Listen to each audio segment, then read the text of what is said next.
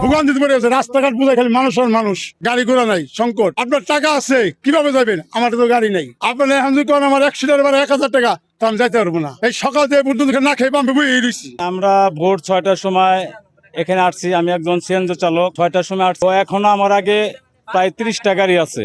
আমি 6টার সময় গ্যাস বন্ধ হবে, এর মধ্যে গ্যাস পাবো কি পাবো তাও নিশ্চিত নাই। যেখানে 200 প্রেসার উপরে গ্যাস থাকে সেখানে গ্যাস দিচ্ছে 50 প্রেসারে। আমরা অ্যাক্টিভ মাইরা আবার সারাদিন পাম্পে এসে বসে থাকার লাগে। এই অবস্থায় আমাদের সংসার চালান খুব দুষ্কর হয়ে পড়ছে। আমাদের সংসার চলছেই না। প্রধানমন্ত্রীর কাছে আকুল আবেদন, যাতে এই সংকট মোকাবেলা করে আমাদের গ্যাস পরিপূর্ণ দিতে পারে। প্রায় 2.5 ঘন্টা 3 ঘন্টা হয়ে গেছে, এখনো গ্যাস পাই নাই। আর বিদ্যুৎ থাকে না, গ্যাসও লাইনে গ্যাস নাই, অনেক সমস্যা হইতেছে।